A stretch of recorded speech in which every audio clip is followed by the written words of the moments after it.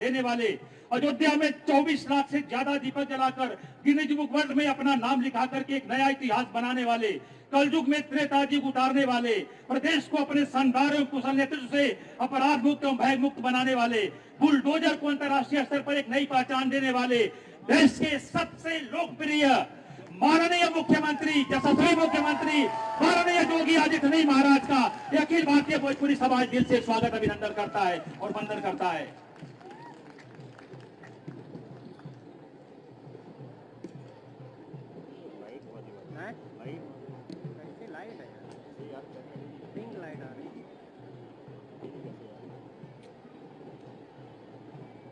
छठ पूजा के अवसर पर आयोजित आज के इस कार्यक्रम में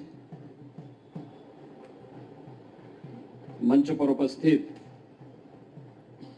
लखनऊ के महापौर श्रीमती सुषमा खरगोवाल जी, माननीय विधायक श्री योगेश शुक्ला जी, प्रदेश के मुख्य सचिव श्री दुर्गा शंकर मिश्र जी,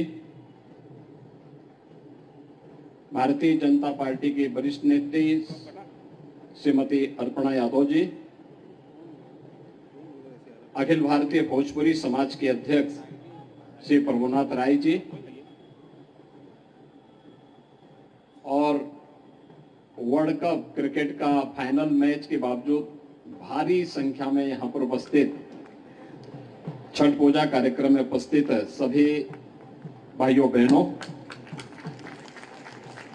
आज यहां आयोजित छठ पूजा में आए के हमरा बड़ा आनंद महसूस हो रहा बा। लोक आस्था के महापर्व छठ के आप सबके बहुत बहुत बधाई और शुभकामना। छठी मैया की कृपा आप सबके ऊपर बनल रहे, सबका जीवन खुशहाल रहे, आप सबके जीवन में उमंग और उत्साह बनल रहे, परिवार खातिर कठिन व्रत रखने वाली माता और बहनों लोगन के हमारी तरफ से विशेष मंगल कामना। भाइयों बहनों, हम सब जानते हैं कि दीपावली के बाद कार्तिक शुक्ल षष्ठी को बिहार, झारखंड, पूर्वी उत्तर प्रदेश, नेपाल की तराई का एक बड़ा भूभाग और जहां जहां भोजपुरी समाज है, यह छठ पूजा के रूप में इस कार्यक्रम को आयोजित करता है। यह मुख्य रूप से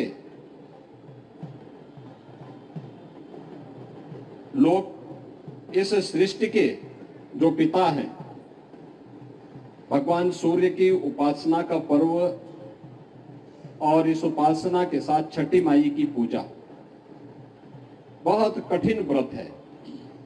4 दिवसीय कार्यक्रम जिस निष्ठा के साथ और जिस आस्था के साथ माताएं बहनें आयोजित करती हैं, संपन्न करती हैं, सदग्रस्त इसमें सहभागी होता है, यह भारत की एक समृद्ध परंपरा को प्रतिनिधित्व करता हुआ आम आस्था को उजागर करता है। हमारा देश आस्था का देश है और यह आस्था हम सबको उत्तर से दक्षिण, पूरब से पश्चिम, पूरे भारत को एकता के सूत्र में जोड़ता है। इस आस्था ने ही विपरीत परिस्थितियों में पूरे भारत को एकजुट करके रखा। आप याद करिए, मध्यकाल में जिन विदेशी आक्रांताओं ने हमारे धर्मस्थलों को अपवित्र किया था, क्षतिग्रस्त किया था, अगर ये आस्था नहीं होती तो हम भी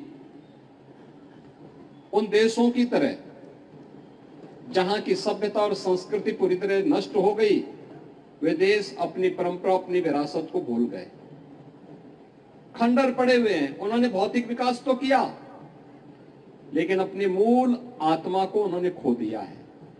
उनके सामने अस्तित्व का संकट आज भी खड़ा हुआ है।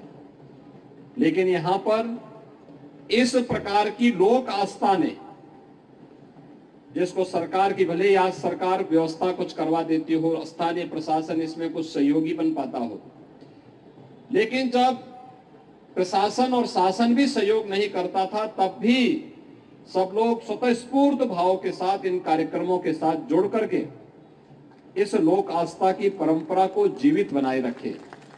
और सचमुच यह अत्यंत अभिनंदनीय कार्य है। मैं इसके लिए सभी व्रती, जितने भी माताएं बहनें हैं या उनके परिवार के सदस्य भी बहुत सारे लोग अब व्रत रखते हैं, उन सब का इस अवसर पर हृदय से अभिनंदन करता हूं।